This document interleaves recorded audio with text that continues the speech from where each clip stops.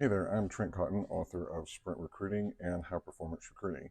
In this video, I want to break down just some of the 7 environments that make high performance recruiting teams work and thrive. Let's get into it. So the very first one is one of my favorites, and it's probably the easiest to identify with. It's called the playground. So think back to whenever you were in school. What was the time that all of us look forward to? Recess, right? Yeah, because we got to go and play with our friends. We got to use our imagination.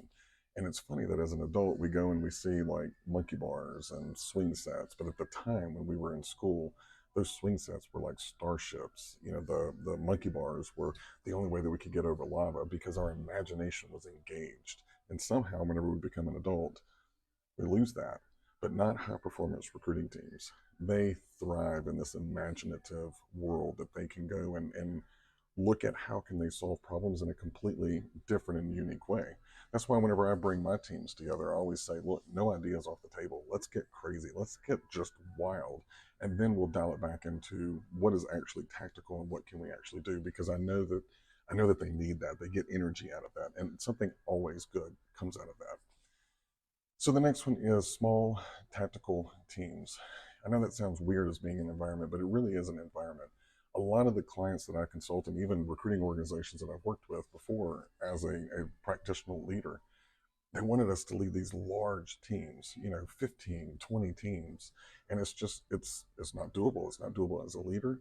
And then high performance recruiters, they don't want to work on this large team. They want to work on a SWAT team. They want to be known for their excellence. They want to be able to learn and kind of go hand to hand combat with their colleagues. And it's the only way that I'll lead a team going forward is to create these small pods. And I call them centers of excellence. And that, for me, allows us to be able to be very adaptable. We can respond with speed whenever the market changes. We run into something, that our competitors are doing. These small teams work so much faster and they're so much more adaptable than working with these large conglomerate of teams. So if you have a large team, I encourage you to start breaking it down into pods. So the last one I want to cover is the kind of the hive mentality that a lot of high performance recruiting teams work with.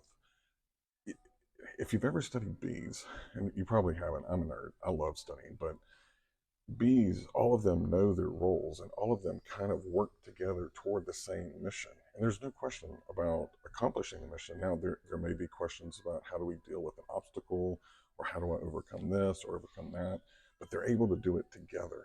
And there's this collective mindset moving towards success. And I find the same to be true on high performance recruiting teams.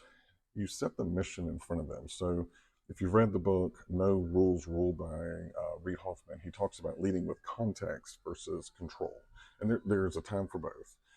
But with the hive mentality, I can say, this is the goal that I need for you to accomplish. How you get there as a team, I don't care. Just accomplish the goal and then watch that team thrive as a result.